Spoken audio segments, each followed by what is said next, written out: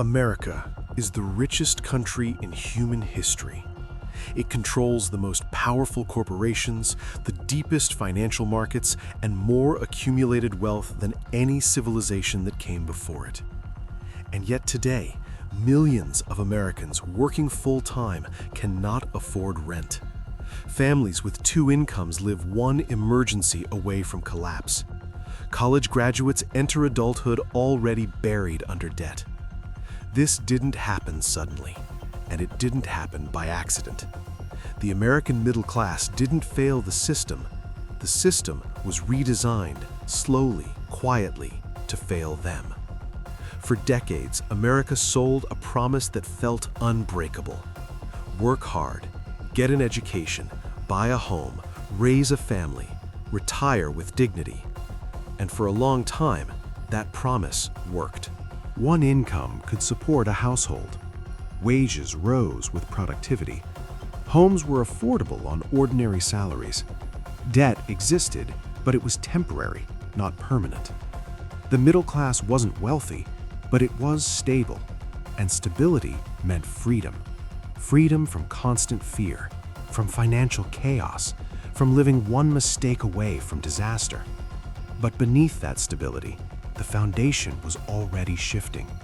Not through one dramatic law, not through one public crisis, but through thousands of quiet decisions, each legal, each rational, each nearly invisible on its own.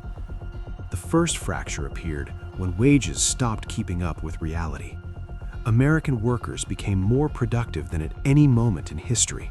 They worked longer hours, they generated more output, they drove corporate profits to record highs, but their paychecks froze in time. Productivity surged upward, wages stayed behind. The value workers created no longer flowed back to them. It flowed upward to executives, shareholders, and financial institutions. At the same time, the cost of simply existing exploded. Housing prices detached from incomes and entered a world of speculation.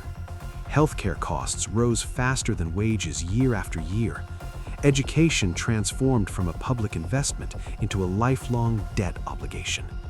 The middle class was told this was normal, temporary, the unavoidable price of modern progress.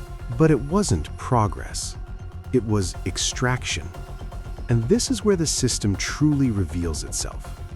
When wages could no longer support a basic life, the solution wasn't higher pay.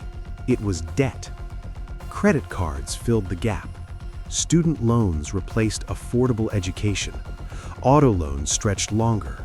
Mortgages grew larger as home ownership became unreachable without leverage. Debt didn't supplement income, it replaced it. Not because families were reckless, but because the economy required it. Banks profited from interest. Corporations kept labor costs low. Governments postponed political backlash.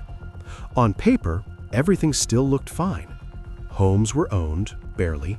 Bills were paid, temporarily. Consumption continued, on credit. But debt isn't stability, it's delayed collapse. And the longer that delay lasts, the more fragile everything becomes. This wasn't a conspiracy, it was incentives. A financial system rewarded short-term returns over long-term security. Corporate governance rewarded stock prices over wages. Politics rewarded growth statistics over household resilience. Finance rewarded leverage over sustainability. Every actor followed the rules, and the rules rewarded outcomes that hollowed out the middle class from the inside. When housing prices soared, existing owners were told to celebrate, even as an entire generation was locked out forever. When healthcare costs exploded, responsibility shifted from systems to individuals. When education became unaffordable, young people were told it was an investment in themselves. And when people fell behind, the blame fell on them, not on the system that made survival increasingly expensive. The consequences weren't just financial, they were psychological. Delayed marriages, delayed children, delayed lives. A generation working harder than ever, yet feeling poorer, more anxious, and more disposable. Financial stress became permanent, stability became temporary, security became a luxury. The middle class didn't vanish overnight. It eroded, slowly enough that people blamed themselves, quietly enough that no alarms sounded.